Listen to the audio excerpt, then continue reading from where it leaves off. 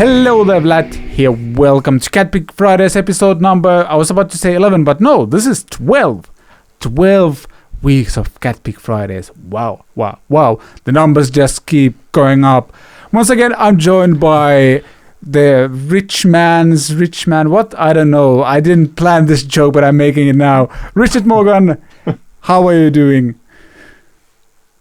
I'm good, and thank you for having me back for 3 in a row. And now I'm in 25% of all the CatPick Fridays episodes. Which is mad. Yeah, that is. Again, I'm also doing that spontaneously. I hope my maths is correct, but I think it is.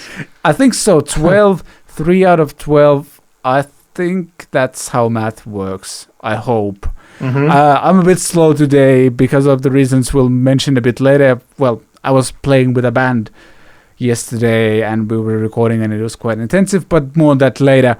Fun show today as well. First of all, we'll dive into Rick Beato's signature Gibson guitar. To me, that kind of came out of the blue.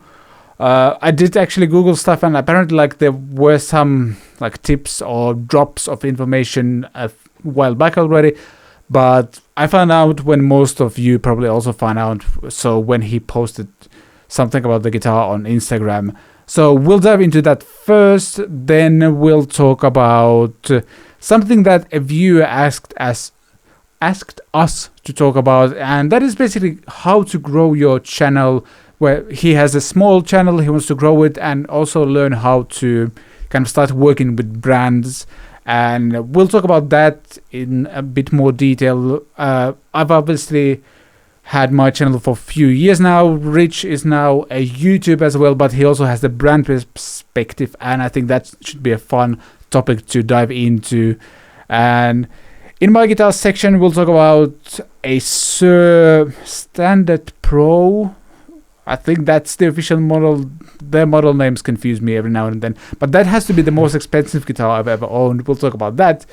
We'll answer some of your questions and comments, and we'll talk about that band playing thing as well. I'll explain a bit more in the detail of what happened yesterday and why I'm tired.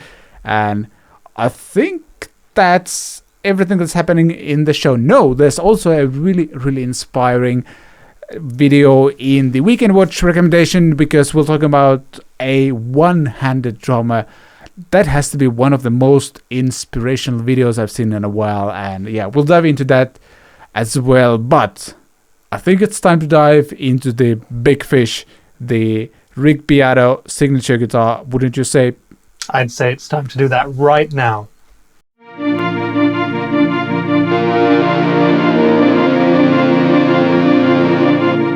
I think the recent happenings, multiple happenings, though this week it is actually just one big happening. We're talking about Rick Beato's signature guitar, which is made by Gibson, which I think kind of adds this, I don't know if a weird thing, but it adds its own flavor to the mix. Like him getting a signature guitar, I get it. Him getting it from Gibson, I get it. But I don't know. What's your initial reaction to this story? Well, I think I heard about it possibly a little bit before you did, not through any industry insider connections or anything like that, but I think Rick had alluded to the guitar in some live streams that he was doing over the previous few months. I occasionally watch his live streams. I find them very good. I enjoy his channel. I do watch it when I have time and when I want to learn about theory, about music, etc. And he's also often played his own TV yellow Gibson Les Paul DC double cutaway with two P90s. And so when I heard that he was going to be doing one, I took it with a grain of salt at first. I wasn't sure how serious it was. And then when this announcement came out and there was the picture of the Pelham Blue one, I was a little bit taken by surprise, but I love the color and I fall into the camp of people who think that it's a great idea. Maybe you disagree, so we can discuss that. I don't think I disagree in the sense that he doesn't deserve a signature guitar. We can actually dive into that as well, because that's one of the reactions I've seen online. But I don't know. I have mixed feelings about Gibson nowadays. That's the only kind of thing I have with this guitar. I think it looks amazing. I actually really like the idea of looks like two P90s and like the traditional 4 Gibson controls plus the pickup switch. I think I actually really like that. That will probably be a super versatile guitar as well. But I don't know. I have mixed feelings about people having like guitars from Gibson because their recent history isn't something that I personally would be proud of. I guess people have been taping off their Gibson logos on their headstocks and stuff like that. But then again, yeah. I mean, obviously Gibson has a unique reputation for how it does its business at the moment and how it has through previous years with Henry in charge, for example. And some people are massive Gibson fans, and I think some people hate Gibson. It's either a love it or hate it sort of a brand at the moment. But I think many people still aspire to own a Gibson. I think the one question that I would have with regards to the with regards to the Rick Beato model would be, should it have been an Epiphone? True, that's a good question. Yeah, because he's openly talked about the demographic of like who watches his channel, and I think he mentioned that, like, is it like between 14 and 25, something like that. Like that's his biggest audience. Like people under 30 years are actually his biggest audience, and in that sense, I think you bring up a great point because I don't think a lot of those. I've heard that. Do you believe that?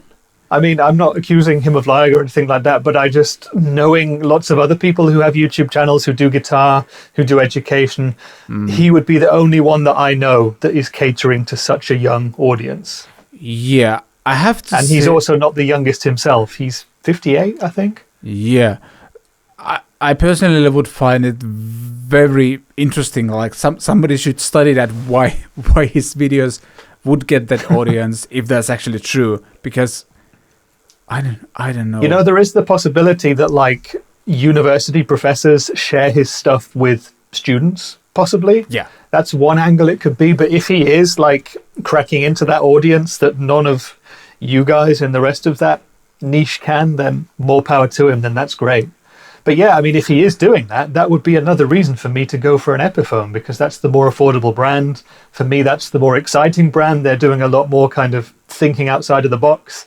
They're not constrained by having to reproduce old Les Paul models over and over again every year. They can change things up. And they have also given signature models to interesting people as well.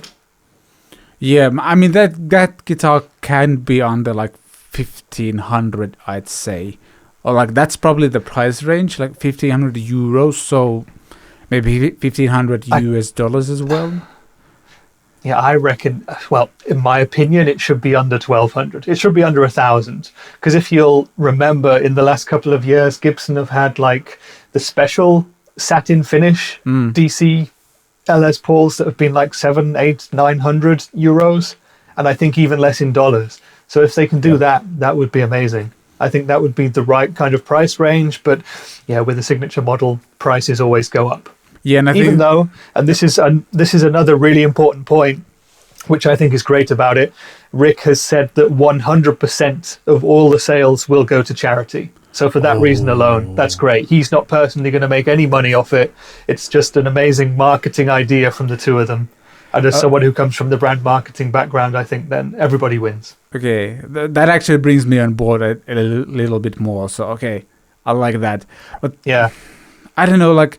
There are some other artists who do that as well. Like I remember when I worked for Hughes and Kettner, we had the Tommy Thayer signature duotone, and Tommy from Kiss, obviously, he's not short of a few dollars. He has all the money he could ever need, and all the money from that amp also was going to charities that Tommy himself worked for and led. So yeah, hats off. That's the kind of thing we often don't hear about, but hats off to guys like that who do it. Yeah, nice.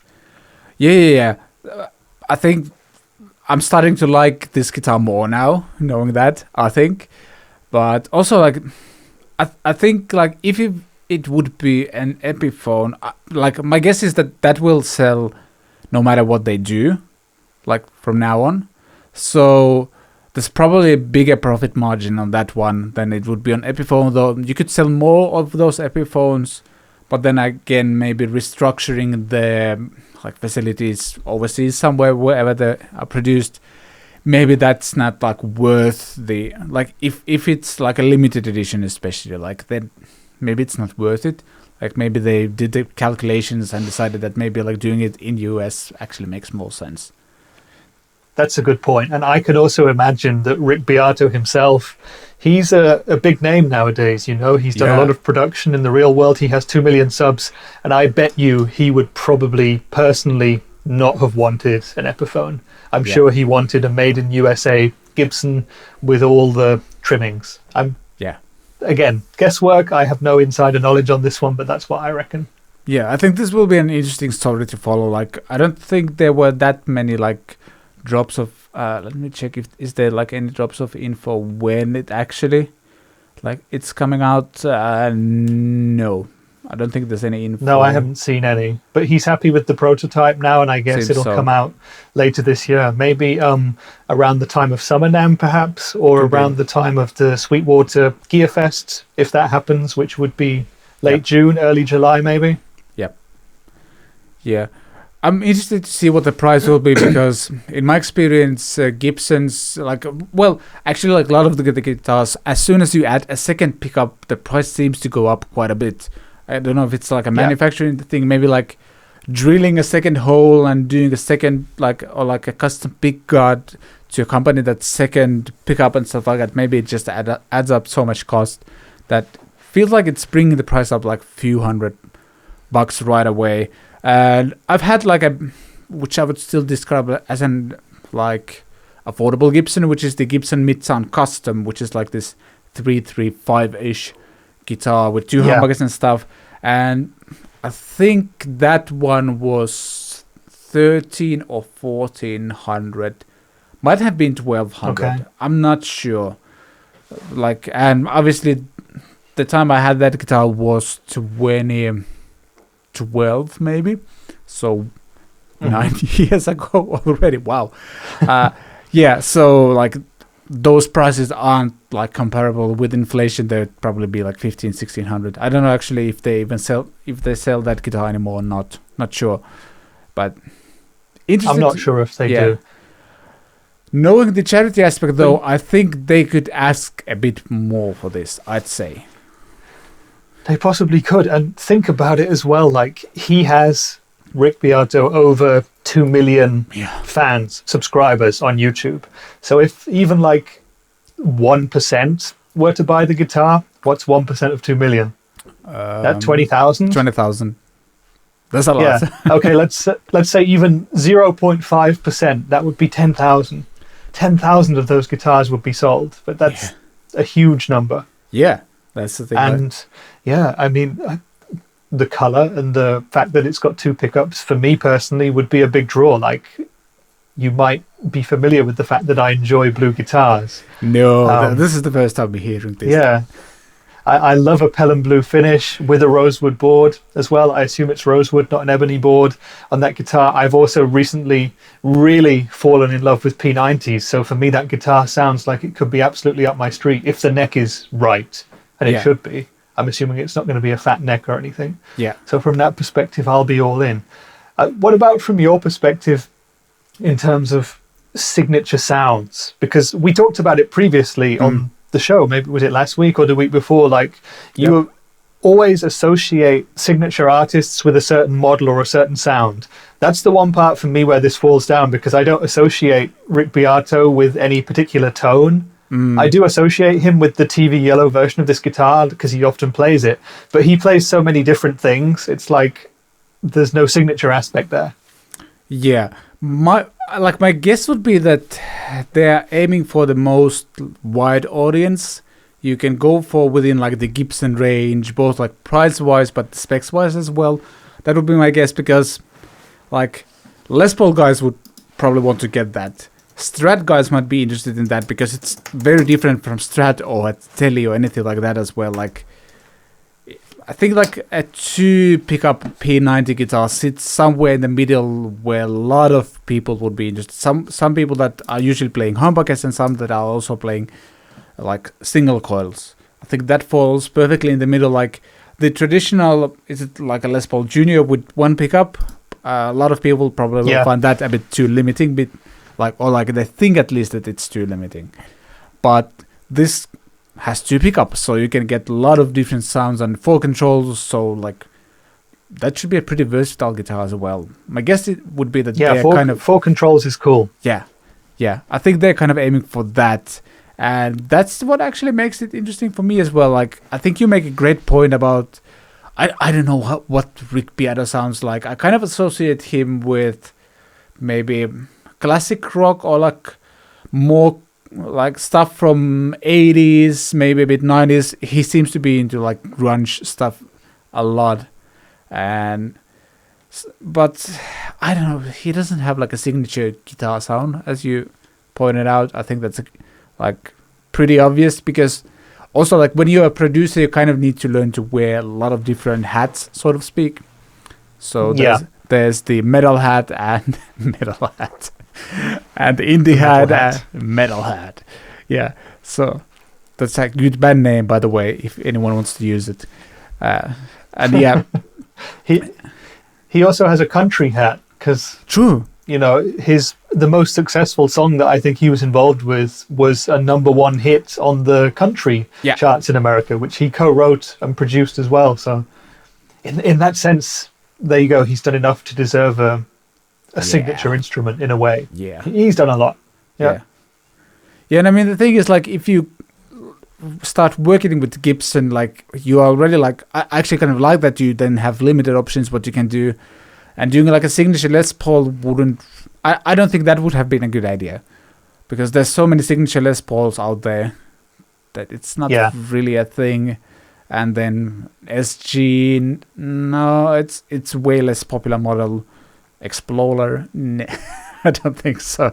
That kind of wouldn't suit him. I think this is like the guitar for him to do if he was ever to do a signature guitar. So yeah, I think so too. I mean, I mostly do associate him with playing Gibsons.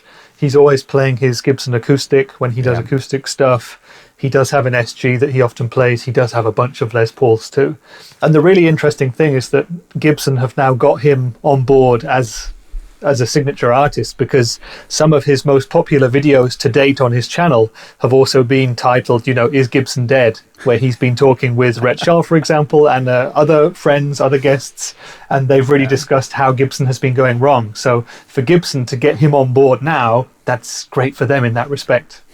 So I think, coming back to me as a brand person, a signature instrument, a signature product is a marketing agreement between the artist and the brand. And in this sense, I think everybody is going to win, especially because the profits that will come from these guitars, the money will go to a good cause. I don't know what the charities are, but I think that's a good thing. Yeah. And I think like that's the charity aspect is also smart in the sense like I think there will be a lot of people buying this guitar with the thought of like, well, I wouldn't have bought Gibson otherwise, but since the profits are actually going for charity and I really want that guitar, I'm going to get one. Yeah. Yep. Smart business move. What do you think of people's reaction of like, one of the first comments I remember seeing about this was, oh, another bloated YouTube star, in quotes, getting a signature guitar. Like, why don't they give those to real musicians? I'm laughing already because it's such a stupid argument. Like when we're talking about Rick Beato. Yeah, I mean, I've seen that, and there is a lot of talk out there like that. The reaction to the Rick Beato thing that I've seen is 50-50, pretty much. And a lot of people are saying that, but these days, YouTubers are important. They influence the decision purchasing. They choose for people what they're going to buy. You know, they make decisions for them with videos. So in that sense, again, from a marketing perspective, if you've got a signature guitar that Rick Beato is going to be playing in 50 videos, it will sell, you know. And there are other YouTubers who have signature guitars who I'm sure sell more than certain signature guitars belonging to real artists who tour or who unfortunately don't at the moment and have a smaller audience, you know. I mean, there's a bunch of signature guitars with other brands, like with Fender, for example. There's lots of artists who I'm not familiar with at all who are in very niche genres, and I assume that Rick Beato's Les Paul is going to sell more than those, for example. Yep. That's the thing. And it's also and what's a real artist, you know? Yeah, that's the question. Like, I think it all comes down to influence, and like I think this is something that Rick Beato and some others addressed in their videos. Like YouTubers and just social media influencers can make a huge impact. Like Phil Collins went to Billboard charts with a song that was like 30 years old because two guys reacted to that song on their YouTube or TikTok or whatever channel it was, and like that's crazy. And I think it's also like really important to have those kind of people because they're introducing the music. Well, Phil Collins' music is like too old for me to have like grown up with that, but like they are introducing kids in their 15s or so. Those other people are introducing that music to them, and I think it's important to know your music history, like where the artists you might be listening right now, like the new artists, like where they might have gotten their inspiration from. I think that's really important to grow as a musician, and I think that's really cool. And calling Rick Beato like bloated YouTuber doesn't deserve it. I'd say those people don't know what they're talking about. I'd say they haven't really watched Rick's channel. It's really difficult to hate on him. Even like you can dislike some of the stuff he does, but it's really difficult to hate on him when you like actually watch his content. Yeah, exactly. And I think that, you know, the day of the traditional guitar hero is unfortunately behind us. There are people who we associate with some signature guitars, like who we talked about in previous weeks, like Slash and John Petrucci, guys who play them on stage and still command big audiences and have lots of fans. But mostly that's not the case anymore. And I guess one other final point that I want to mention is that I think it's better giving a guitar to Rick Beato or just to pick another YouTuber who I know has a signature guitar, Rabia Massad, for example, with Chapman, who are going to play those guitars all the time.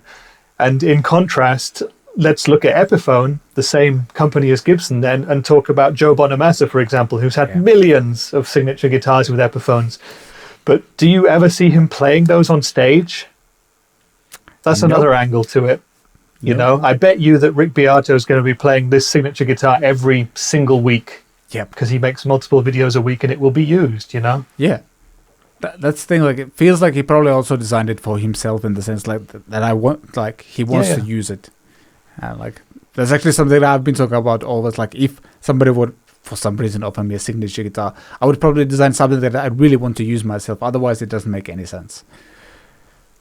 Like, yeah, exactly. And choose a brand that you would be happy to play as well. Yeah, that's true. You know, if you get a signature guitar from Epiphone but would only use a custom shop Gibson version of that guitar or an old vintage Gibson, then there's kind of not that much point. And I really respect guitarists like Lee Malia from Bring Me the Horizon who have Epiphone signatures, or Matt Heafy from Trivium, and actually play them on stage. I think that's great.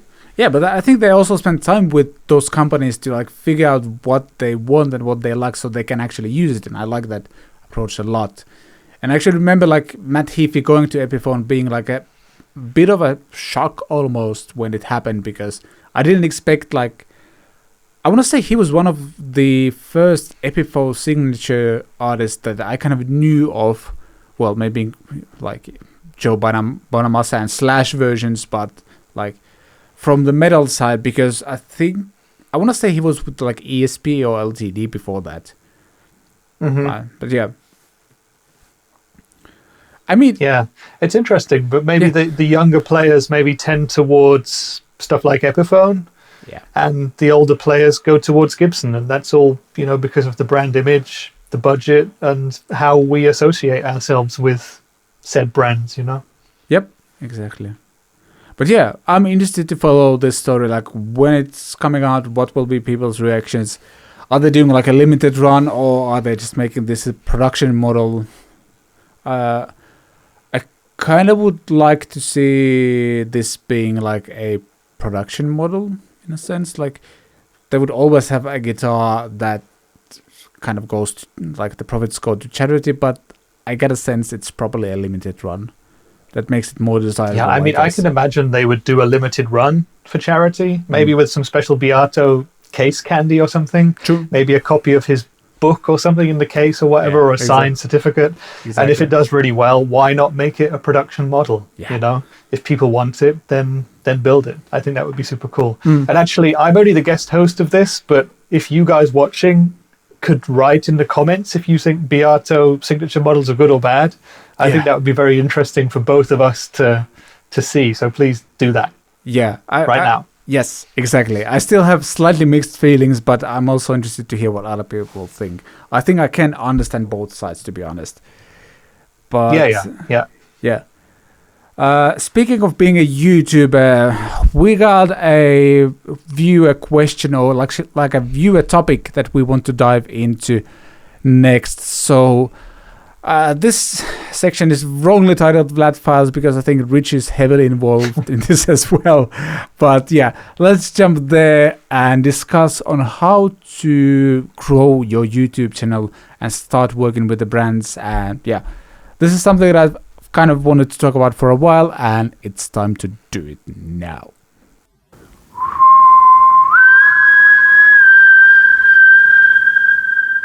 In this week's Flat Files, as I mentioned, we discuss how to grow your YouTube channel. A friend of the channel, Luis, sent us a question, and he has his own channel and he's trying to grow it. First of all, he's asking how to grow your channel, and also like he feels he doesn't know how to even start approaching businesses and like how to get into working with other companies. And I thought I would first start by talking a bit about how I got started and like how I got my first, I don't know, industry connection, I guess. Or like how I got my first job where something was sent to me and I actually ended up doing a demo on it. And the story goes as following. I basically started my channel in April 2017 and actually continued for a while just demoing the gear I already had. I started with my Orange Rocker 32, the stereo amp. Then I moved on to some of the pedals I've had.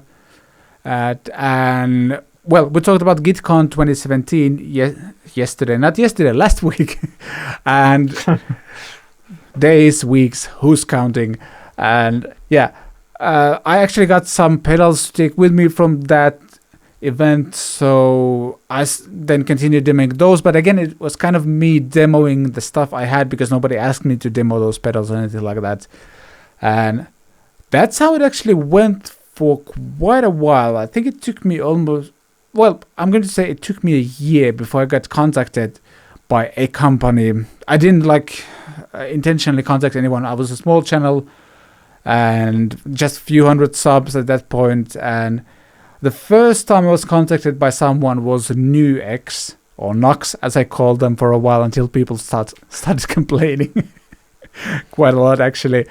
And yeah, that also started in a way where I actually borrowed a pedal like the Nuix Cerberus, which is like a multi-effects unit from them.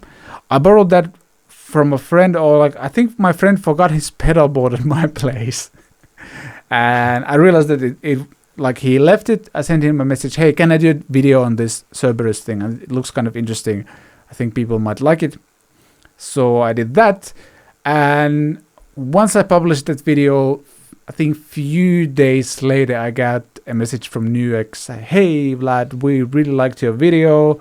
And if you're interested, we'd like to send you more stuff to check out. Would you like to do it? And that's kind of how the ball started rolling.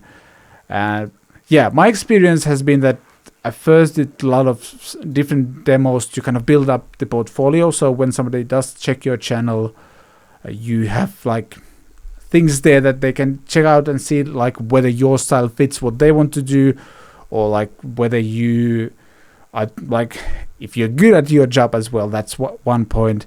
Though I have to say 4 years in, the landscape has changed a bit. What do you think? Yeah, I mean, I've been involved with YouTube for longer than 4 years now. Yep. I guess the first time I was involved with a company who had a YouTube channel would have been a company I joined in 2010. So 10 years at least. Yep. I've been kind of around this from a business sort of a side. I've only had my own channel for a few months, and it's exclusively a hobby at this point. No one's paid me to do anything, and I'm also just going through the gear that I own right now, just, you know, showcasing the stuff that I play myself. But I remember when I first started watching YouTube guitar-based videos, the only person there was Rob Chapman. Yeah. Like, he was the one guy doing stuff at that point, and gradually a few more started to come on the scene.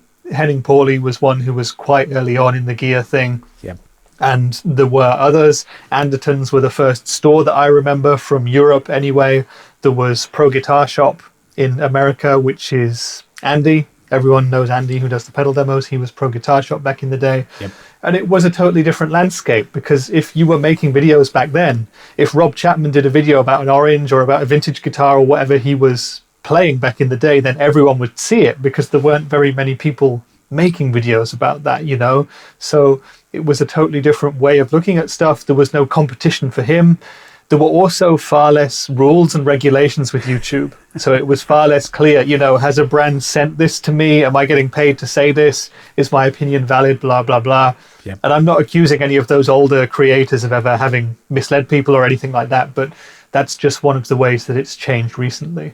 And there have been videos in the last couple of months from Shane in the Blues, for example, and others talking about the transparency of YouTube in 2021 and the relationships between YouTubers and brands, etc.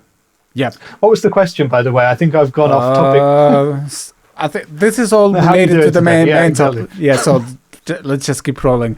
Yeah, and I think like, I have to agree, like the landscape is completely different now, especially with the pandemic. I feel there's so many new channels that started in 2020.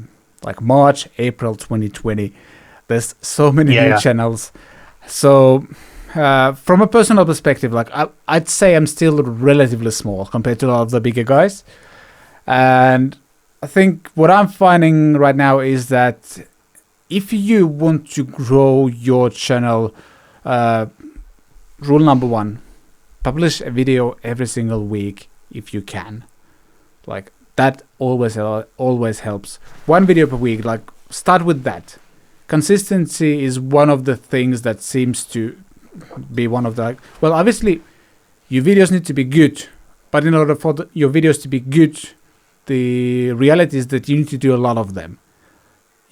The only way to get better at it, unless you have like a video production background, the only way to get better at them is start producing them, and start with one video per week if that's reasonable for you, and kind of things will start progress from there. That's one.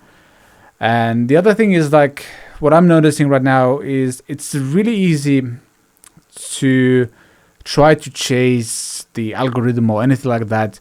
And I'm consciously trying to stick to making like the videos I would first of all like to watch, but those also that I like to make. For example, this is a lot of fun.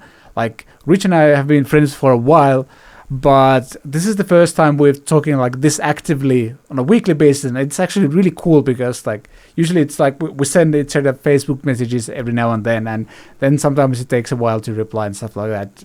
This is fun. Like, I enjoy this a lot, and even though this show isn't getting like insane amount of views right now, it's growing, and that's good, while I'm also having fun.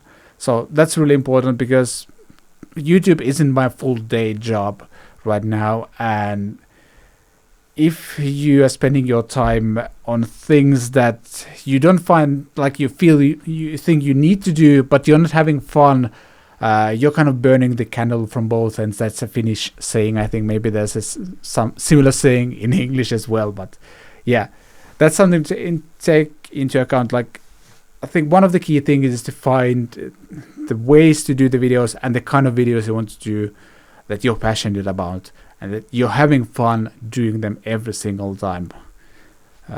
What was the question again?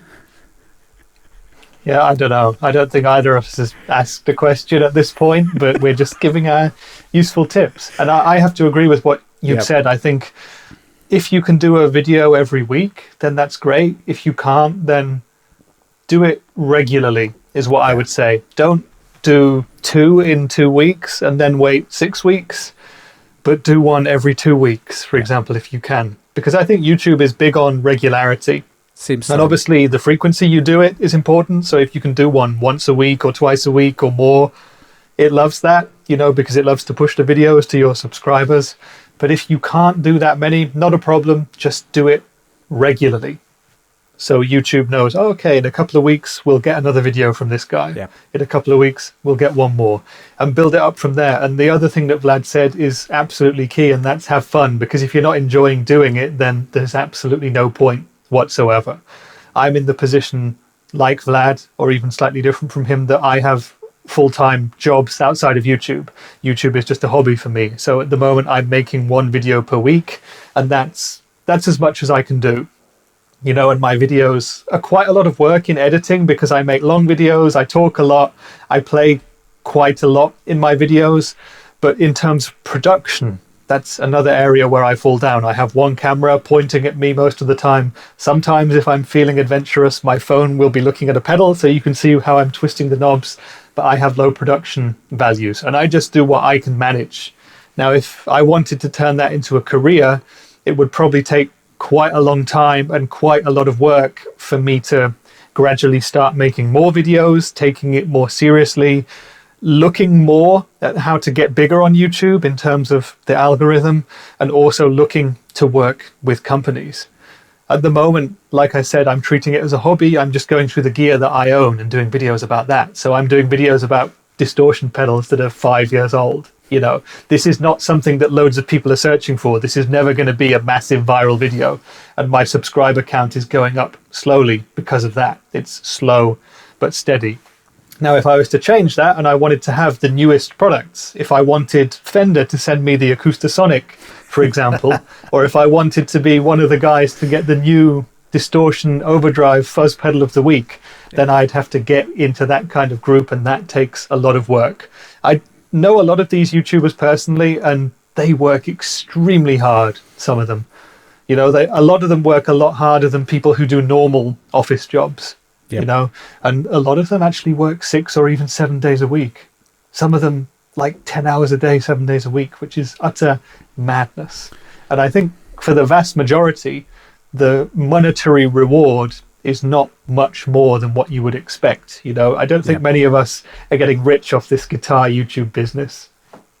Nope. And well, I guess we're What was the question? Yeah, I think let's start with, I think we'll talk about how to grow the channel part. We can then dive into the brand part, because these are the things that I learned over the past 4 years, and I'm happy to share them. And that's why I kind of started with the whole passion thing, because especially now that YouTube, it's not that recent even. I think that happened in 2018. Like when I started my channel in 2017, the only criteria for monetization was 10,000 views, which I actually reached fairly fast because I had few videos in the past that actually did pretty well that I released. I think the first one is in 2009. So I got to 10,000 views pretty quickly. But then during the time I was getting to 1,000 subscribers, stuff changed on YouTube, and I dropped out from the monetization thing, and it took me some months to get there. And getting to 2,000 subscribers could be one viral video, but it's so difficult to predict those that I wouldn't even try. It's the best way to burn yourself out right from the start. Do what you are really interested in, and I can guarantee that there are other people that are interested in the same topic. For example, home recording is my passion. It took me a while to find my passion, real passion. I started by aping the Pete Thorne videos, basically. But that was good because I learned the production side of things, how to produce that kind of videos, and I still kind of use some parts of those skills in what I do now. But doing that, I also realized that I don't enjoy that much sitting down with a pedal and then just twisting the knobs and figuring out all the different sounds I can get from it. I like to take a pedal and put it in a mix and see how it inspires me there. But then again, Rich is really good at demonstrating the pedal, all the kind of different sounds and music styles, so you can play with it. So we're kind of doing the same thing, but not really, because we have like our interests are slightly in different sections of the same like big topic, sort of speak. So I'd actually say try out a few different styles and see what, like, write some notes after every video. When you've made it, write some notes like, okay, this part was fun, this part I hated, like I hated sitting in front of the camera and twisting the knobs on the pedal, but I really enjoyed when I get to sit without the camera rolling, twist the knobs on the pedal, record the track, and then talk about the track in the video and explain how you got the sounds. Like, there's a big difference in production side of things there, and I would probably encourage you to find what you like the most. And one way to do it is to copy the kind of styles of other people's videos. I think, especially when you're starting out, that's a good thing to do. Unless you already know what you want to do, that is, obviously. And yeah, those are all good points. And I would just add to that, just do it.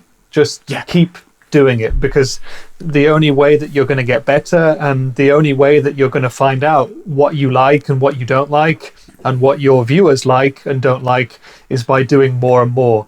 And I saw a video recently where there were people giving tips on how to grow your YouTube channel, and they were all saying they had big channels at this point. They were all quite influential, but they all said you got to make at least 100 crappy videos until you get a good one. Yep. And so for me personally, I've got 25 or 30 or something on my own channel, so I know I'm a long way away from making a good video. But I'm still having fun, and I'm still doing it the way I want to do it. So yep. Until you're professional, until it's a job, don't treat it like one, because it's just gonna, as Vlad said, you'll be burning the candle at both ends, which is indeed an English saying. And you'll start to burn yourself out. And if you have a family and if you have a job, you'll probably start to see other things suffering as well. And I think no one wants that. Exactly. And like, also find friends you can ask for feedback, like friends will be honest with you, but who also won't like completely crush you. I think that's really important. Like, friends you trust to be honest, but also like give you feedback that is actually constructive and will help you improve. I kind of wish I had done that earlier, because looking back at some of my videos, if I had that's how English works, people who would have been honest with me, I would probably have managed to avoid a few of the mistakes quicker. Like, there were some things I was doing when I was speaking to the camera where I did like a pause where I was thinking, or like I used to do and then remember what I was about to say. So it took me probably those 100 videos to realize that's what I was doing a lot. And you don't notice all of those things, and somebody can watch one of your videos and immediately point out, hey, do you notice that you're doing that all the time? So yeah, find few friends who can help. It can be painful sometimes. You can be excited about the video and then somebody points out something that to you, like a mistake you've made, or like something that you didn't realize you were doing, but once you realize it annoys the crap out of you. That can happen, but it helps you to grow, and part of the growth process is that it's sometimes really painful. But you'll thank yourself in the long run, and you'll thank your friends as well in the long run. So yeah, exactly. It is really important to get constructive feedback and criticism from other people if you can, because they will notice things that you don't. Because when you're making a video, it probably takes you hours, and you put everything into it, you give it your best, and you don't notice and you don't view it the same way as other people do. Even if it's a family member or if it's a close friend, they're looking at it with a different set of eyes. They weren't there when you made it. They didn't put hours of their time into it. They're just watching it, just like anybody else would on YouTube. So when they see something that they think, oh, that's something you could improve, and they tell you, and you didn't notice it, then take notice. It's something I'm going through right now as well. I've asked Vlad and many others for feedback on my channel, and I know there are things that I need to improve. And some things I can improve straight away, and I have, and there are other things that I can't, and it'll take time for me to do. But it's all part of that growing process. The more you do, the more you will improve with that. Yeah, that's actually a good point. Like, when you start asking people for feedback, it actually will kind of help you to create a longer term plan. Like you'll know, okay, at some point I might want to upgrade the camera. At some point I might want to get a light here that will help. Like I started shooting my videos with 0 lights. So like there are some videos where you can tell that the sun is setting down. So the video just gets gradually darker and darker and darker. Like I have those kind of videos. I think some of them are still live on the channel. So like it will also help you to create a longer term plan. And when you'll be able to see kind of in the future, okay, if I like learn how to position lights, and if I upgrade my phone into like an actual DSLR camera, that will improve as well. And like I think it kind of builds excitement. Like you'll start seeing the things that you will be able to improve. I still have a lot of things that I want to improve, but I know in my head what are the things that I want to upgrade next and stuff like that. That's exciting because I think I'm doing very decent videos right now, but I also know that I can make them so much better in the future, and I think that's kind of exciting. It's part of the process as well.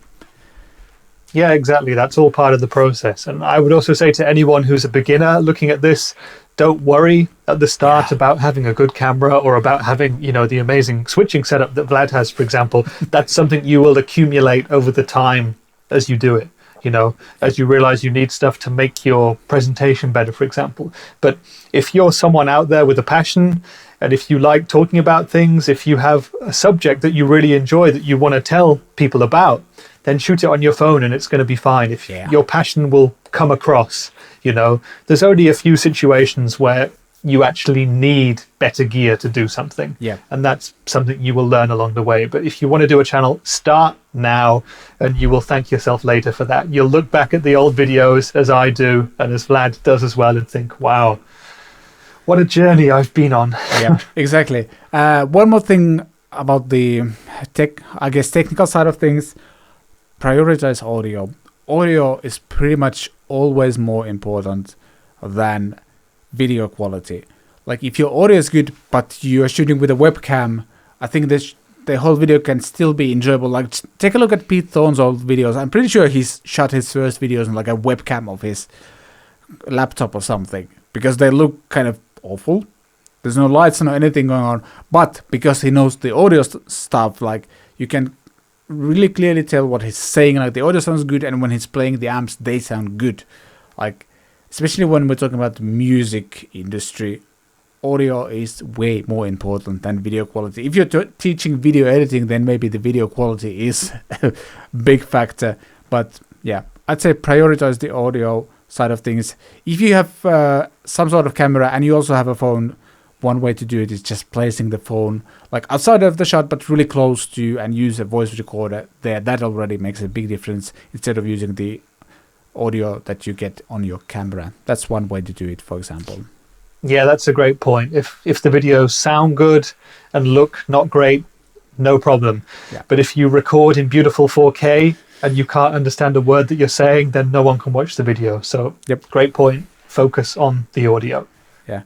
Talking about like getting to work with brands, you have done both, kind of. Like you represent brands. Yeah. Well, let's ask this way. If somebody wants to get into working with brands as a brand representative, what would you say they should do? Right. Well, the first thing is, I would say if you're interested in working with brands, make sure before you approach any of the brands that you have what's necessary to back it up. Yeah. Vlad said that he didn't contact any brands at first. He wanted to build up his channel. He wanted to prove when it came to it that he had the skills, that he was good enough, that he had the following to make it worthwhile. So make sure you do your homework and planning and preparation before you get in touch with brands. Know who you want to contact. Make sure that you're thinking about contacting people who are relevant for you. There's no point for me, for example, ringing up Gibson now and saying, hey, can I get that Rick Beato signature guitar for review on my channel with 400 subs? Because they'll just, well, they probably won't even answer, will they? But that's kind of how you should think about it. Just know your own limitations, know what you're into, and focus on brands who are working in that niche as well. And look at brands who are also interested in working with people on YouTube, because not all brands are. I think more and more of them are going on board with the idea that working with YouTubers is a good thing, but it's something that you have to research first. And when you first get in touch with a brand, I would say just go direct and tell them what you want to do. I've worked for 3 or 4 different companies now who have worked with YouTubers, and I was responsible for a lot of that. And sometimes I would contact people, and sometimes people would contact me out of the blue. And I was always able to, on a one-to-one basis, look at what they've done, check out their channels, listen to their ideas, and then tell them, okay, that sounds great. We'll send you this, do a demo or whatever, or we'll send you this, tell us what you think, and then maybe we'll talk about it. Or, sorry, at the moment, it's not quite the right thing. Yeah. But I think I'm similar to people at many other brands in that I'm happy to take the time. I'm a music fan myself. I'm interested to talk to people and find out what they want to do. And if it's something that will benefit the brand and benefit you, then I'm all for doing that. So that's how I would say to start off with. Just write yourself down a list of targets, who you want to work with, get in touch, write a nice email or Facebook message or contact them in whatever way, and don't be a dick when you talk to them, and then have realistic expectations when they get back to you. Not all brands are going to throw money at you. Not all brands can. It's a very hard time for lots of brands in this industry. And some of them will say, would you be able to just take this product and do a demo of it? You get to keep the product, maybe not. And that will be it. Consider that in the early stages of your channel, that might actually help you out as well, even if you don't get paid for it. It's a different thing once you get to the stage of someone who is doing YouTube professionally. If it's a job, they're probably a freelancer. They need to get paid. They need money to live. Yep. And just giving them gear as a brand is not going to help them there, because they could sell it afterwards. But in terms of freelance invoicing and taxes and stuff like that, that's a no-no. But it was Lewis who asked this question, wasn't it? And I think Lewis is not yet at the stage of where he's doing it in a professional way. I don't think so. So, speaking of him, actually, like when it comes to audio production, for example, he's really good. He recently put out an EP, which was like really well mixed, actually good songwriting as well and stuff like that. So, like, he's on his way, I'd say. Hi, Lewis. I think you're on your way. So, it's a good thing that you're asking this question. From a YouTuber perspective, I would say I had a thought that I just lost, but I'd say one of the things was that, oh, come on, I'm forgetting. We were talking about approaching brands. There are actually very few brands that I approached directly myself, like without having met someone from there. It's all about relationships in that sense. But there are also times where I've worked with someone for several years until we've actually met. And as I mentioned, Nuix is one of those companies. They contacted me and we've been working with them on a consistent basis. I mentioned earlier that I started by demoing my own gear. One thing that I also did was partner with a local guitar store, in the sense that they allowed me to borrow anything from their store to demo. And again, that was because I had a personal relationships with people working there. And like even before I started doing YouTube, and when they found out that I was doing YouTube, they were really excited to just help me out, because I've been a customer for many years and stuff like that. And that actually helped me a lot. For example, the way I got to work with Boss was that I had made a demo and actually a fairly critical review of the Boss Nextone amp, the kind of vintage sounding kind of katana style amp, and I didn't actually praise it. I was fairly critical about the amp, saying that I don't know who's it for. And when I went to NAMM 2019, I met one of the representatives of the company. I was like, hey, I actually really appreciated you being honest about the product. I wasn't like bashing the product just to get the clicks, but that's how I got to work with them, by making a video for free of a product that I wasn't like really excited about. That's actually a good thing, like to keep an eye on. If you get to work with a store, you could also talk about the things like, for example, with Boss, when they release a new product, a lot of the times the stores already have that product. That's how they do a lot of product launches. So like the Katana Mark II, the Next Stone. The day they announce those launches, stores have the products. So you can actually, like if you get to work with a store, you can go to the store and borrow the gear from there and maybe give them a shout out as well. We had a thing like when somebody went to that store, if they mentioned CatPick Studios, they would get like a coffee and a bun and like maybe like some free gifts as well. And it was like, we did those kind of things. And personal relationships with store people as well. Like I'm friends with them. It's not like just business side of things. That helped. And yeah, all of that is a long way of saying you need to build a portfolio of stuff. And the good thing is like when you start doing it with the gear you already have, it allows you, well, there's no pressure from the company. Like when I do a paid demo, Rich will have to reset his camera in a second. When I do a paid demo, I always feel more pressure doing that. And especially if you're starting out, that might not be a good thing. If you are still figuring out what you like, what's your style, that's not a good thing. When you're demoing your own gear, you can do whatever you want with it. And I think that's a good thing, especially in the beginning. And it helps you build out the portfolio, but also figure out what's your style of doing those things. And demoing your own gear helps you with that.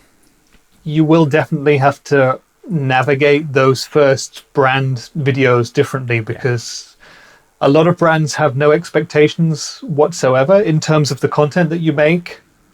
Me, for example, I've always said to people who work with the products that I represent, take it, you're free to do what you want with it. And they do. And the first time that I see the video is when it gets released. I think maybe a couple of times had someone come to me and say, I'll be criticizing this. And I'm like, okay. And I've known that I would get probably told off by the person in charge at the company for letting this happen. But that's, for me, not a problem because I think that for YouTubers, their independence as demoers and reviewers is paramount. And I think they have the right, of course they do, to say whatever they feel about a piece of gear, even if they're getting paid to say it. You know, it's the same as a magazine review in that context. You know, it's an interesting thing when working with YouTubers that you're paying as a brand for demos. It makes it totally different in that context, and that's also something you will have to learn what to do and what the best practices are. I do want to go back and just also talk about something else I was thinking about as Vlad was speaking just then, and that's the idea that... Wait, I've lost my train of thought as well. Turning off my camera made me lose my train of thought. What was the last point that you made?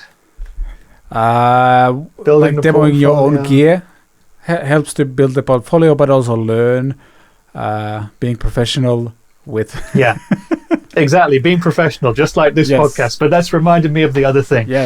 Being professional at all times when you build up to going for asking brands for gear. These days, as we discussed earlier, the landscape on YouTube has changed so much. There are going to be lots of other people also reporting to brands and asking brands for gear. And it's come to a point where brands can be very selective about who they work with. And me, again, for example, I've worked with lots of smaller brands, and we've always had to be very choosy with who we go with. It's like you have a limited budget. You know, as a brand, you can't give everyone an amp or a pedal or a guitar. You can't pay everyone to do videos because you just don't have that big a marketing budget. It's just not possible.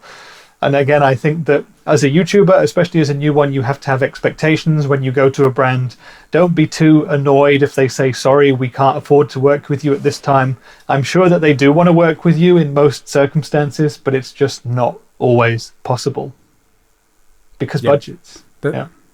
Yeah, exactly. And again, it always comes down to personal relationships. Like, there's probably people that are as good as you when it comes to doing the videos or demos or whatever you do.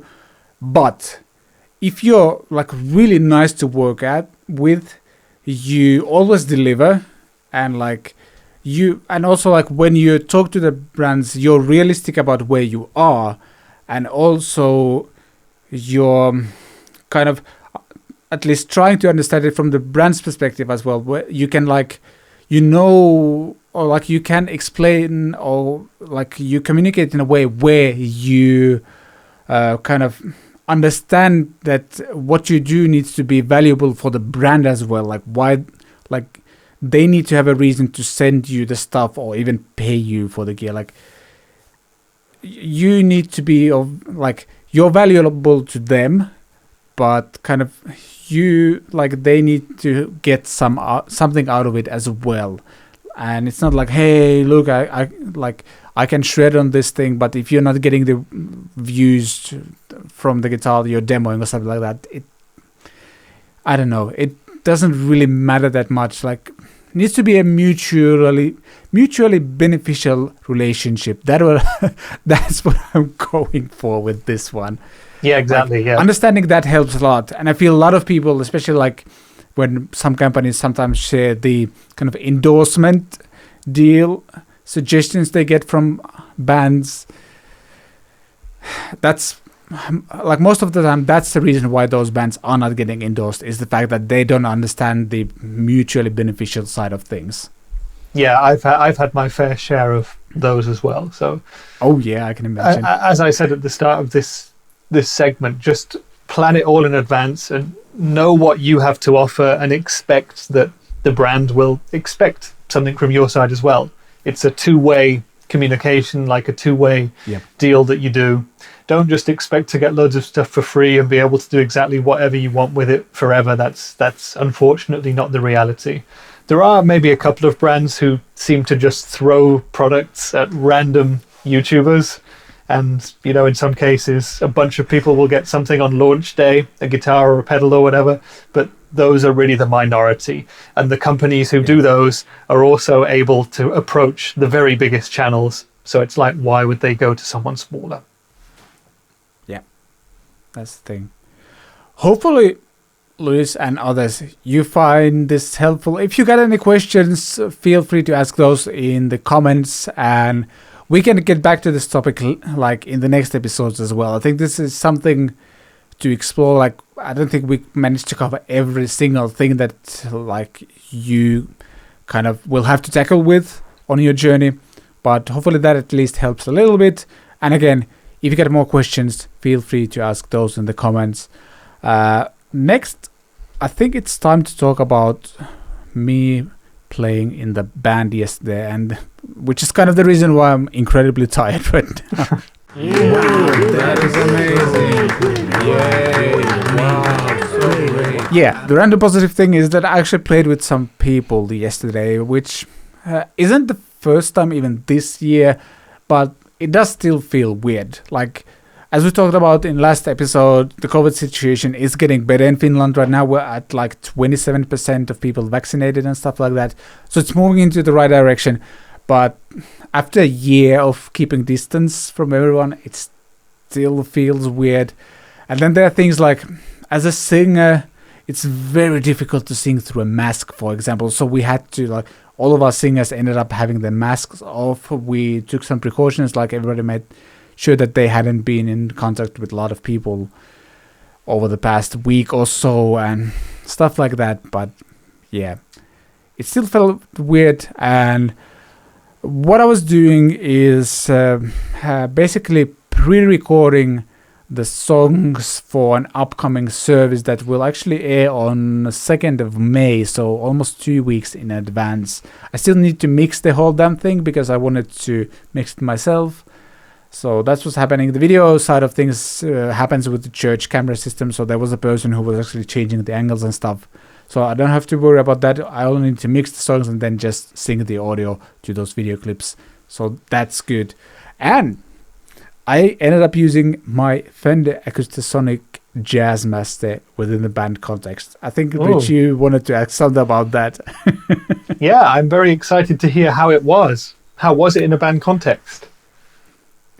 It was actually better than I expected, in the sense, like, in my Acoustasonic video, I talk about the fact that I feel it's like a collection of pre-made sounds that sit in the band mix well. And that works to some extent in the studio context, but it works even better in a band context, because I was actually using the electric guitar sounds on it, both the kind of clean Fender sound and then the distortion sound. And that was going to be my question. Yeah. Go ahead. Was it acoustic or was it electric guitar you were playing with it?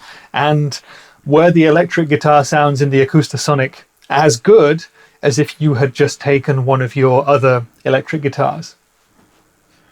I'd say not as good, but maybe 70% there. Like, Okay. I because I knew I was mixing the song, I didn't even like bother taking a pedal board with me and anything like that. So I didn't like add any delays or anything like that. I can do that in the post depending on what song we're going for. And because I was also engineering the whole thing, so I was like recording the songs, and I was one of the band leaders as well. And we didn't even like, when we came to the set, that's when we practiced and then immediately recorded the songs.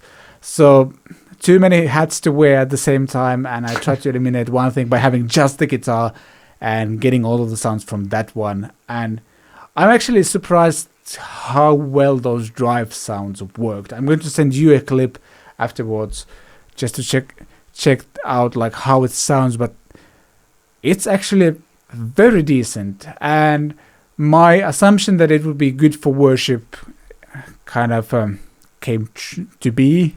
Is true, something like that, because it worked really well in that context. That's really cool. And I think I've seen a bunch of videos about the Acoustasonics now, but I don't think I've seen anyone using the new ones in this kind of a context. So it's going to be really interesting to see how it holds up. And yeah, it does sound like the use that you've got from it does make it like a kind of this one instrument that you can do many things with. And I don't think anyone is expecting it to be the best sounding electric or the best sounding acoustic, but actually it's a really useful, versatile tool in this context. Yeah, and it was really cool to be able to, for some of the songs, I just switched to an acoustic guitar. And because it has different, like we had a second acoustic guitar player in the band as well. And her acoustic guitar has this kind of a bit more mid-range rounded tone. So the fact that I had different acoustic guitar sounds available on the Acoustasonic meant that I could go for like a very kind of mid-scooped dreadnought sound. So when I'll start mixing those, they already match really well because one is mid-range, one is scooped, and they together work really well. And then dynamics-wise, like there are a few songs that start really kind of mellow and then build up into these big anthems. And the fact that I could go for the kind of Fender cleanish sound first, and then it's not a pickup switch but a blend knob. You can go from like clean Fender sound to distorted like rock and roll sound.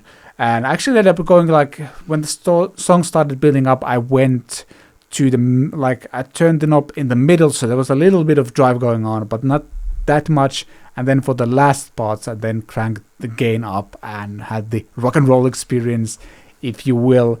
And yeah, I kind of I connected with that instrument on a level where it supported what I wanted to kind of have in those songs. Like it worked for me, like expression wise. Is that how you say? Like, yeah, absolutely. Yeah. Like, yeah, the way I wanted stuff to sound in the song, like that guitar followed it really well. The only thing that I did struggle a little bit with was playing like a lead intro thing.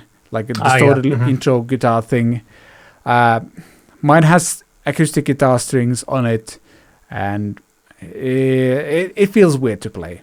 Yeah, like that. Yeah, I can understand that. But actually, it's interesting and promising to hear that in the context that you had it, it was a really, really useful thing to have, a really good guitar to use in that context. That's maybe something Fender can push a little bit more in the future. I don't know if they sent the Acoustasonic to any other guitarists who also do worship stuff, but maybe they should have done, and maybe they should do more of a focus on that in future. Yeah, just to realize the random positive thing text was hovering over my head for quite a while. Well done, me. But yeah, I have to agree, and like I might have to do like a follow-up video at some point, because one other thing I've been doing with it is something that our friend Eric taught me. Well, I learned it through his videos. He learned that from someone else, but that is doubling the kind of rock and roll guitar riffs with an acoustic sound, and like mixing the acoustics on the background a little bit, and that helps the riffs to kind of stand out. The fact that Acoustasonic feels more like an electric guitar to play is really good, because doubling those those guitar riffs on my actual acoustic guitar would be a bit difficult, but because it feels like an electric guitar to play and it sounds acoustic, it's actually really cool. I've been tracking something that I've used it for, and it works really well. Like use cases I didn't think of before I got it. So yeah, I might have to do some sort of follow-up on that one. Yeah, do some more. Do a vlog as well. I used to really enjoy watching the vlogs that you did, you know, when you went and did shows there and stuff back in the day when it was possible to play shows. Yes. And do vlogs and have other people. Yeah, that was nice. Yeah. Yeah, unfortunately yesterday, like, that would have been one too many hats to wear to be able to. Yeah, exactly. You need a cameraman following you around to do that. Yeah. Oh, yeah. I need to do that. Then it could work, actually. Good. That's a good idea. I can hire someone by buying them ice cream or something. That sounds really weird, but yeah. I'm in. Just I'll fly tomorrow. Sure. Chocolate chip. So. Yes, chocolate chip cookies and a cup of coffee. Yeah. Deal? That'll do me. Good. But yeah, that's what's happened yesterday. And I think after shooting this show, I'll probably have to rest for the rest of the day, because that was a really intensive 5 hours or so. I'm kind of exhausted right now. Yeah, this kind of creative work and writing, producing, performing and filming and stuff like this, it's super intense as well. I think a lot of people don't realize how hard it is to be a full-time YouTuber. Actually, maybe I don't know because I'm not a full-time YouTuber, but the act of talking into a camera, being on your own, the act of filming all that for yourself and looking after all the production aspects it's tiring, you know, because think about traditional productions, you know, the BBC in the UK, if they shoot a documentary or an interview or something, there's one person in front of the camera who's doing the interview, but there's also a sound person, there's a camera person, there's a lighting person, there's production assistants, etc., etc. And when that interview will be released, there's people who do the marketing and people who work with the distribution and people who do test screenings for audiences and stuff. If you're a YouTuber, to go back to Lewis and his question about YouTube, you have to wear all those hats. You have to do all that yourself. So I understand why Vlad needs a nap. Yep, exactly.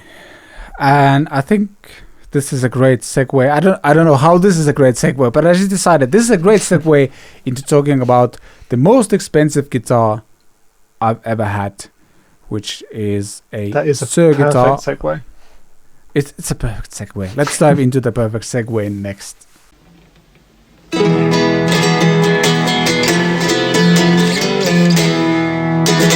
As promised, there's a plane flying outside. Hopefully it won't bother anyone too much. As I mentioned, we're talking about the most expensive guitar I've ever had. It's not like absurdly expensive, but I'm going to say if you would get one. Was that a joke? It's not absurdly expensive? Yeah. Sorry, I didn't realize that at first, but now that I did, it's a killer joke. I think, like, since this is your third job interview, like the final one, like, yeah, I think you might get in. Absurdly. Oh, yes. Yeah, I had a Suhr Standard Pro. I think it's called Standard Pro. I don't know if there's like a different kind of Pro as well besides being a Standard Pro.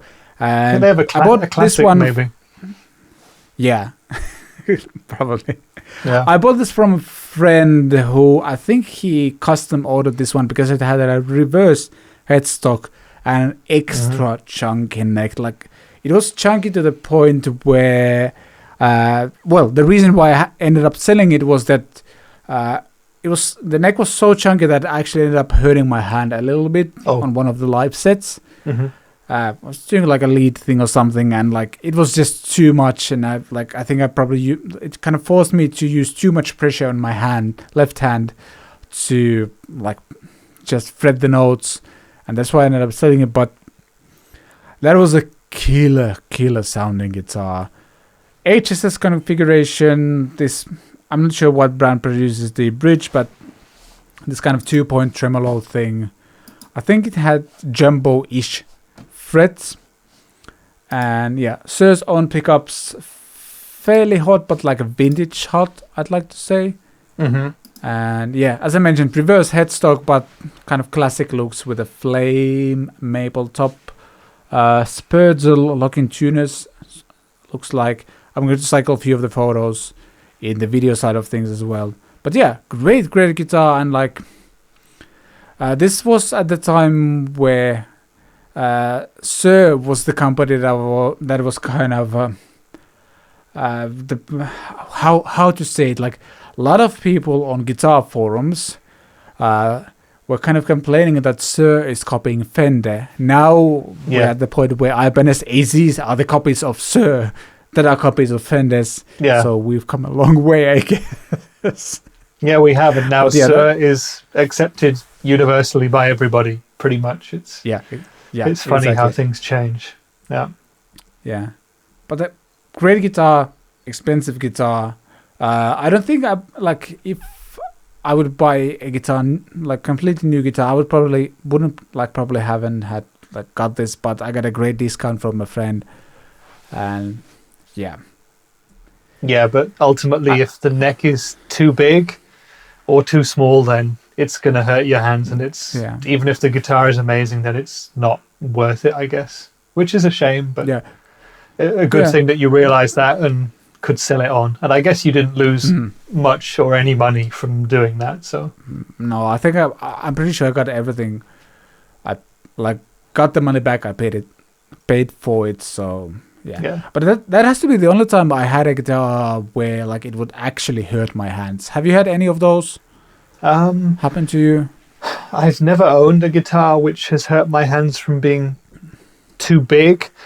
I've definitely played necks which are too small and are too big for me. I've recently done quite a few Les Paul Jr. type guitars, and very recently I had the vintage V120, and it's a great guitar, but the neck is huge. It's one of the very biggest that I've ever played. It's bigger than the Harley Benton DC Junior Fat, which is supposed to be a 59 neck carve. And this vintage guitar has a huge neck. I really got into it and enjoyed it, but I could imagine that if I was playing it for a full set length, on a strap, playing 2 hours or whatever, that it might start to hurt. I don't know. That's probably the second biggest neck I've ever played. Thomas Blug has an original 56 Les Paul Jr., and that is literally like a plank of wood. It's gigantic. Oh. And I'm pretty sure that would hurt me to have to play. So... And it would put me off buying it, that's for sure. Yeah, that's a topic we could sometime explore. What would make us not buy a guitar? Like the biggest turn-offs or something like that. That could be a fun topic. Yeah, that's a cool idea. This is a note for us for a future episode that we're going to leave in the episode. I think it would be time to dive into questions and comments next. Yep. Questions and comments. The first question is from Andre Rodriguez, and he comments on the Studio Pedalboard 2021 build video. Man, I miss the all analog stuff. You just made me some serious gas. Great video, Vlad. Keep them coming. First of all, thank you, and I get what you mean. Digital things offer you... Well, they're different to use. They can be great solutions for many things, but for me, building a more analog pedal board, if you will, even though mine also has a bunch of digital things, there's just something about it. Being able to align the pedals. This is something that I talk about in that video, is being able to space out the pedals properly, and that's something that I really, really enjoy. Just having a physical board here that is nicely laid out, and there's blinking lights and everything. I just love it. That's good. I thought that was a glitch. I don't know. Yeah, I agree. I mean, it's an interesting point. For me, as someone working in the amp industry, and have done now for quite a few years, the analog versus digital conversation is a massive one in itself. It's one that will probably never end until tube amps no longer get produced, which will also probably never be a thing. But yeah, I agree. I have great pieces of gear which are analog. I have pieces of gear which are awesome, which are digital. I enjoy the mix of both. And we're watching them all through YouTube anyway, so it's all digital at the end of the day. I know. It's all digital in the end. I like that. But yeah, let's move on to the next one. How do you pronounce Eilish Hassett? Sorry for butchering your name, possibly. Hey, I have a question about the HX Stomp, that is. Do you know if you can use it for vocal effects at the same time as playing the guitar? And the answer is yes, although it doesn't really have like a microphone level input. So that might cause some issues. But technically in HX Stomp it has like stereo in, so you could basically run your microphone and then also your guitar and have two separate signal paths in it. So you could add like delay and reverb on your vocals and something else on the guitar signal chain, though it has fairly limited processing power, so that might be an issue. But I think technically you could do it. I want to say on bigger helixes there might be an XLR input as well, so you could actually run like a microphone in there as well, but I'm not 100% sure about that. But yeah, my answer is yes, you can do it. I don't know if it will work that well, but if you end up trying, please comment and let us know. I'd be interested to like find out how it actually works. I got nothing else to add to this one. Yeah, I have no personal experience of playing a Helix Stomp, but I would tie it into the last question, say that is one example of a piece of digital gear that will do as many things as 500 pieces of analog gear at the same time. So yeah, exactly. That's one of the big advantages of digital, yeah. Next question, JME Williams. He's talking about the Harley Benton Dullahan 80, basically the Harley Benton headless guitar, which I unboxed when I got one and ended up sending it back without doing an actual review of the guitar because they kind of discontinued that model or like they upgraded the model, fixed some of the issues those had, and I haven't gotten the newer version because I actually ended up asking for the baritone Amarok guitar instead.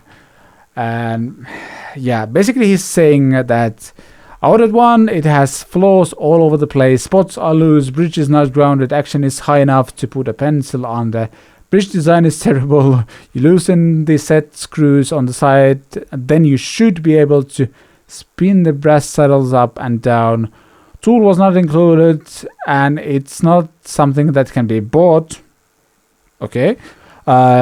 Two of my saddles are seized and will not turn. The manufacturer of the bridge refuses to help. And now I'm battling with Thomann to get help, and that has been like pulling the teeth. I highly recommend skipping this guitar. Do you want to go first? Do I go first? Or this one? Yeah, I mean, that's a very unfortunate case. I don't know who makes the bridge on that guitar, and I don't know the context of where this comment appeared or anything like that, but if it's a Harley Benton product that you bought from Thomann, I know it's annoying and frustrating, but that store has a great returns policy. As soon as you get it, give them a call, sort it out to get it sent back under their no questions asked 30 days, I think it is, guarantee. The guitar will go back and you'll either get your money back or you'll get a new one. So hopefully Jamie, was it, can manage to do that. But I've heard a couple of interesting bits of feedback about the Dullahan models, and now you've just told me that it was discontinued in order to fix some intrinsic flaws with the design, then that kind of makes sense. What's your experience on it? Did you suffer some of the same issues? Mine, I think it worked fine, but there was like some design things that felt weird. For example, like accessing the tuners was really difficult. It was just cumbersome, I guess is the word to tune. Not just the tuners are down at the bottom, right? The bottom of the body. Yeah, that's one. But like there were some issues with like I think string spacing or something like that. That's something they adjusted, and also they can rework the tuners, I think. Like build quality wise and sound quality wise, that was like a true metal guitar, and like a really good sounding one. So yeah, I don't know, like to me this always feels like, well, you mentioned the 30-day return policy. I feel, and this is just based on feel, like people who have these return issues and such are usually people from US, because I think, well, the rule, like the return policy is different for us in Europe compared to US, because I think Thomann has like there's like a fixed price for shipping or something like that there, but it's not a free return, I think, if you buy Yeah, I didn't consider that Jamie was in America. That would make it a bit different for sure. Yeah, then it's different. Like, I don't know, I'm just guessing. Because it's like JME Williams, so it's not like even like, I don't know if that's, JME is probably not hers first name. So, yeah, not sure. But also like, this, you've done quite a lot of Harley Bennett videos as well, and I don't know if you've noticed this trend, but it's like, anytime, or most of the time, when somebody has a complaint on a Harley Benton guitar, it's not like, okay, I had this minor issue here and there, and then I fixed it. It's like all of the issues. They have all of the issues. The neck is broken, the guitar came in 3 different parts, and I had to glue them together, and like, I'm over exaggerating, obviously, but it feels like there's always like all the problems. Like, every single Harley Benton I've ever gotten always, excuse me, have had the tools and everything. So it feels weird that it didn't come with a tool, and it's not a tool that can be bought. I highly doubt that. I haven't seen a single guitar in my life where you have a custom tool for just that guitar, and you can't use any other tools. That would be really irresponsible from a brand perspective to create a guitar like that. That would be stupid, I'd say. Yeah, absolutely. What's with the bridge? Is that made by an external company? Is it a branded one, or? I don't think it's a branded one. They just work with some bridge manufacturer. Like, I don't know how this person could have been able to search for that. Yeah. Because I find it difficult to figure out. Like, I'm not saying that there weren't issues with the guitar. I can totally relate to that, but I find it hard to believe that this person actually went to the bridge manufacturer, and I think that's a no-name bridge. So did that person like search online, try to find a company who manufactures the bridge or something? Just looking at the Thomann website, I just clicked on the first Dullahan, which is the black one with an ebony fretboard, and in the specifications, the bridge is not even mentioned. It just says black hardware, so I'm pretty sure that would be a no-name Harley Benton Thomann produced part. Yeah, just looking at it now, a close-up pic, I'm pretty sure that's a Harley Benton thing. Yeah, that's my impression as well. It would surprise me very much if Harley Benton had used, like Evertune or Wilkinson on a guitar like this, because it's such a sort of unique thing, which I don't think those other brands would provide a bridge that would fit into that guitar. Let's put it that way. Again, I'm not sure, and if this was a different model which had a name bridge on it, then I stand corrected. But it's like, with Thomann, with Harley Benton, unfortunately, that is one of the risks that you take when you buy the cheapest possible guitar of that type, and you have it sent in a box halfway across the world, maybe to somewhere in Germany. For me, as soon as a courier or as soon as a postman takes a box with a guitar into their hands, you're at the mercy of the transport gods. Yeah, that's the thing. Guitars are sensitive things, even sitting in your room. Like if I look at the guitars behind me there, some of them never leave this room, and they still need a setup twice a year because wood moves and the strings change their tension and the humidity changes. Now imagine I put all those guitars into a big box and post them to Vlad in Finland, and you can imagine why things can go wrong, things can get dropped, etc. I'm not making any excuses for this specific guitar or Harley Benton, but I understand why it happens. Yeah, and I really hope that Jamie was able to resolve this. And like I said, I have heard people talking about Dullahans in this way. I have a funny story about the Dullahan. I actually wanted to buy one It was the last time I went to Thomann in person. That was one of the last times I did a job on the road for Hughes and Kettner. I took the Black Spirit 200 floor amp, was it? It was either that or the Nano heads. No, it must have been the floor amp. I took that to Thomann for Guillaume and Chris to do a video, and unfortunately I was in contact with someone at Thomann the evening before who was then turned away from work the following day because they had been on holiday recently and were in a COVID risk area and hadn't told me the night before. And I showed up at Thomann and they were like, "You'll never guess what's happened, but unfortunately you can't come into the video studio." And I was like, "Ah, damn, okay. I'll just hang out and wait here. I'm quite interested in checking out the Dullahan anyway, and I might buy one." And they were like, "Well, there's one other small problem. You can't go in the store." And I was like, "Oh, shit."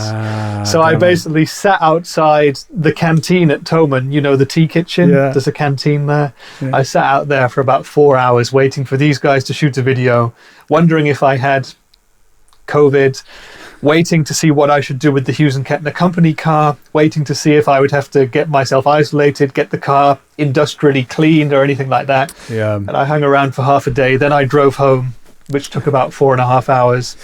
And that was not the funnest day of my life. And of course, I didn't get to buy or even test a Dullahan because Damn it. I didn't want to order one online because I wanted to try it in person because I'd heard stories about QC. Yeah. So there you go. Yeah. Well, sounds like That story wasn't that funny, but it kind of relates to this. It doesn't. I mean, like, yeah. Unfortunately, that's the reality we've been living in for the past year or so. So, yeah, sucks. And yeah, I think one thing that I've started to mention in my videos is that this is kind of the reality of buying a budget-friendly guitar, as you mentioned, in the sense that not only they could be like transportational things and stuff like that, but also one of the way the companies save costs and like which allows them to sell the guitar for less money is the fact that not all of those guitars make it through QC, meaning that not every guitar gets checked by a person within EU, for example. They ship them from, let's say, Indonesia, for example, and not like most of them don't actually get through hands of like a luthier or someone at Thomann, for example, or some other brands. You can see this from, for example, from Solar Guitars, the Ola England brand, where they do check all of the guitars when they arrive in Europe. I think they have some warehouse in Spain, and they do the QC there. And those guitars, I'm pretty sure, are produced in the same factory like the Harley Benton Amarok, for example, is produced at. And both guitars are made in Indonesia, but I'm going to say if a guitar goes through quality check in Europe, that immediately adds 200, 300, 400 euros to the price. Because first of all, they need space to store them in there, like somewhere where they do the QC, and then they need the manpower as well to be able to check those. And with Harley Benton, I'm pretty sure not all of the guitars go through that quality control. And yep, it's just the reality of buying an inexpensive guitar, and that's you need to know the risks you're taking when you're getting one, especially if you live in the US and the return policy is different to what we have here, which is like a 30-day no questions asked free shipping type of thing. Yeah I mean, think about the number of guitars that Harley Benton produce and sell.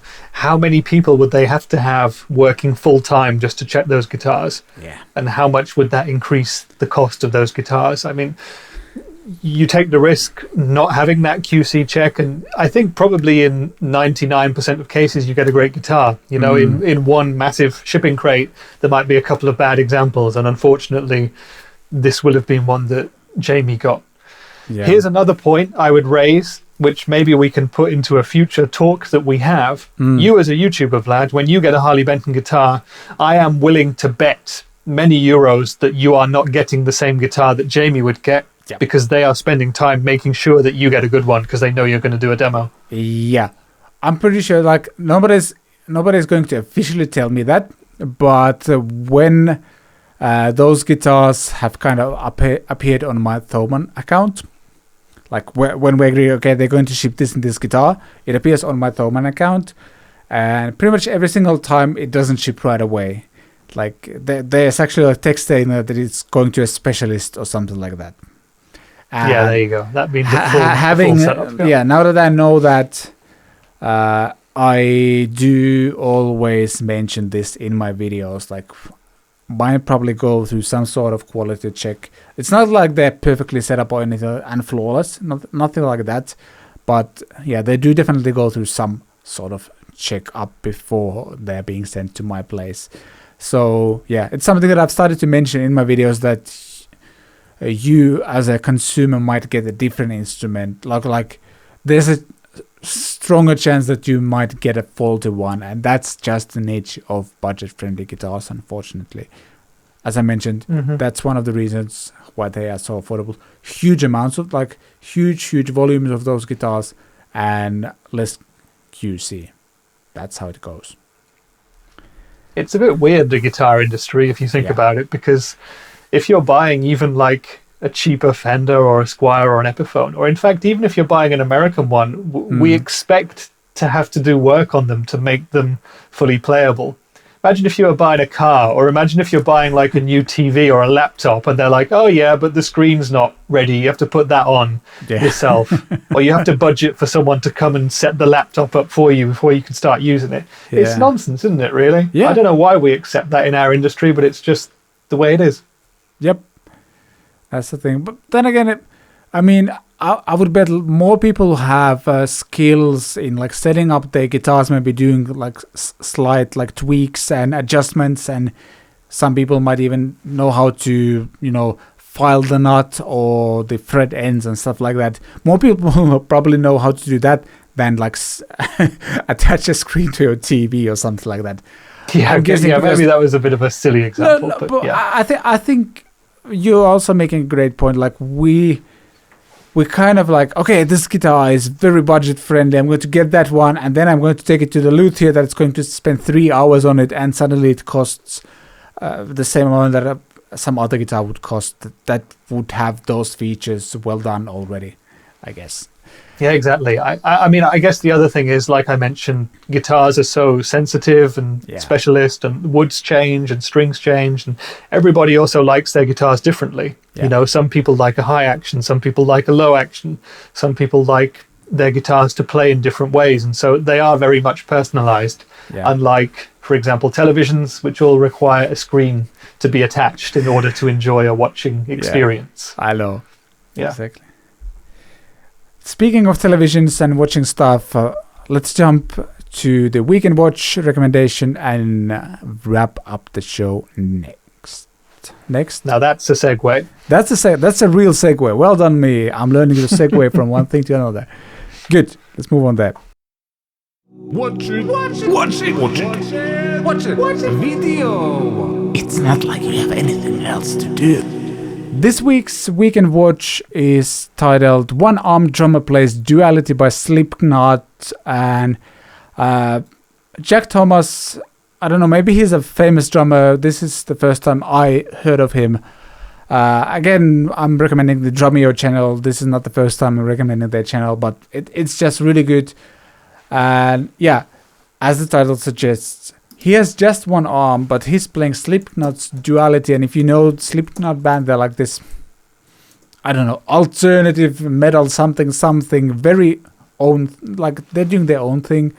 And the drummer at the time, Joey Jordison, I think, who was still alive at the time this song was recorded, like when the band was recording it, like it's a very, very difficult song to play on the drums.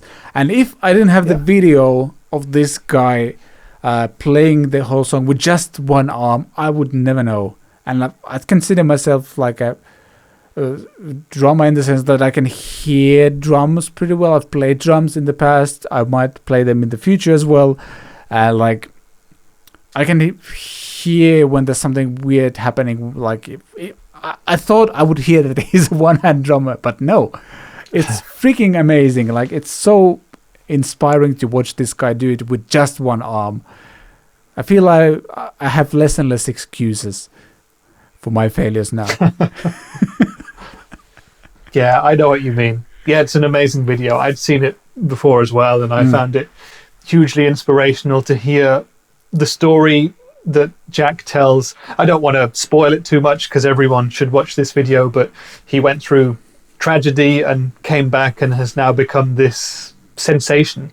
And I think everyone in our part of the music world is familiar with Def Leppard, for example. They had a very famous one-handed drummer who is also an amazing player, but Jack is one of the new generation, and he's really turned around a situation in his life where he was at his lowest point. He literally lost his arm, and he was a drummer before, and has learnt the whole thing again. And he's a great player, an inspiration to all of us out there. And yeah, for me as well, with my two hands and my mediocre guitar skills, it does make me think there is something to be said for this talent that some people have, and Jack has it in spades. So yeah, 100% recommendation from me to watch that video. Yeah, really fun video. Links below in the description, both on YouTube and podcast platforms as well. And yeah, that's a wrap for this week's CatPick Fridays, episode 12. I'm forgetting the numbers. 12 weeks of this stuff. Okay. This might be one of the most consistent things I've been able to do in life. So well done me, well done us. Yeah. If you get questions or topic ideas, as Lewis had in this episode, feel free to comment on YouTube or hit me up on Instagram DMs, for example, at CatPick Studios. Again, links to everything we mentioned here in the description, as for Rich's channel as well. Go check it out. Really cool demos there as well. And Rich, thank you again for joining. I think it's safe to say you're a permanent figure on this show. I think you passed your job interviews and whatever other things. Permanent guest. Permanent guest, not a guest. I'd call you a co-host, not a permanent guest. Okay. I mean, well, thank you very much. I'm honored to have passed the interview, I guess. Yeah, I enjoy this show. It's nice to talk this kind of stuff on the camera, and to be talking about what people ask, because I feel like, with Lewis, we might have actually helped him to grow his channel a little bit. So that's pretty cool. I hope that as well, because it was fun. Like, there's so much in Finnish they call that kind of hidden knowledge, I guess. Like, everybody who works in the community knows how certain things need to be done, or like how to do, like, and what kind of things to avoid. But then when a new guy comes in, they need to figure it out themselves, or then and like, if no one kind of helps them to figure those things out, like, that's called hidden knowledge in Finnish. Like, that's a very direct translation. Maybe there's a different term for that, but I'll stop rambling now. Thank you so much for watching. Thank you, Rich, for joining the show again. And have a great weekend. And hit us up with all kinds of questions and comments in the comment section and down below. And subscribe, like, share, merch, links, all kinds of things. And yeah, thank you for watching. I shall see you next time.